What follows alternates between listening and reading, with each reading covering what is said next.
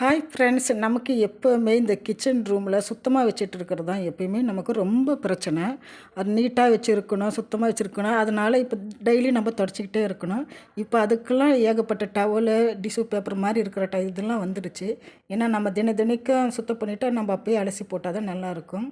So இது செலவே இல்லாமல் இந்த மெட்டீரியல் துணி நீங்கள் யூஸ் பண்ணி பாருங்கள்.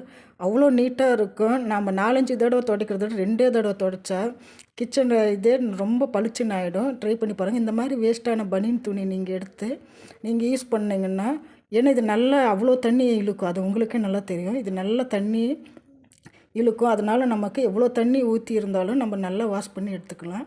நீங்கள் அதுக்கு அந்த கை மாற்றம் இல்லையா, அதை நீங்கள் கட் பண்ணி எடுத்துக்கணும். அப்படி இருந்தால் தான் இது டவலாட்ட ஆகிடும். அப்படி நம்ம அதை கட் பண்ணாமல் இருந்தால் என்ன ஆகுன்னு நான் இப்போ சொல்கிறேன். நான் பாருங்கள், இப்போ தான் இந்த கிச்சன் ரூம்லாம் ஸ்டவ் எல்லாமே சுத்தம் பண்ணி வச்சுருக்கேன்.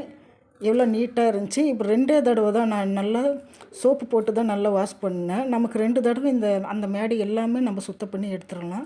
இப்போ தான் அதை பண்ணினேன். ஸோ அதனால் அந்த கை மாற்று இது நம்ம கட் பண்ணலன்னா என்ன ஒரு கேர்லெஸ்ஸாக இருந்துட்டால் என்ன ஆகுன்னு பாருங்கள். இப்போ இந்த மாதிரி நமக்கு ரவுண்டாக இருக்குது. நம்ம அதிலேயே ஆல்ரெடி நம்ம சிலிண்டர் ஆஃப் பண்ணிட்டு தான் சுத்தம் பண்ணுவோம். இருந்தாலும் இதை நீங்கள் கொஞ்சம் கவனித்து வச்சுக்கிட்டாக்கா நல்லது.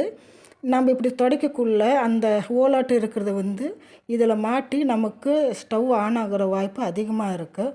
கண்டிப்பாக ஆகும், அந்த மாதிரி ஆயும் இருக்குது. இதில் நம்ம அப்படியே இழுத்துட்டோம்னா ஆன் ஆகிடும். அதனால் நீங்கள் அது வரைக்கும் கட் பண்ணிவிட்டு இந்த மெட்டீரியல் துணியை நீங்கள் யூஸ் பண்ணி பாருங்கள்.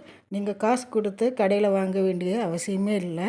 இந்த மாதிரி பனியன் துணி எங்கள் வீட்டில் இருந்தாக்கா நீங்கள் ஈஸியாக எல்லாமே துடைச்சினா நல்லாவும் தண்ணியும் இழுக்குது. நமக்கு ரொம்பவுமே சின்ன துணியாக இருந்தாக்கா நாம் நிறையா தடவை நாம் துடைச்சி எடுக்கணும். இது ஆல்ரெடி பனியன் துணிங்கிறதுனால நல்லா அகலமாகவும் இருக்குது. நமக்கு ஒரு 2 தடவை வாஷ் பண்ணி எடுத்தாலே போதும். நீங்களும் ட்ரை பண்ணி பாருங்கள் ஃப்ரெண்ட்ஸ், எப்படி இருக்குன்னு சொல்லுங்கள். தேங்க்யூ.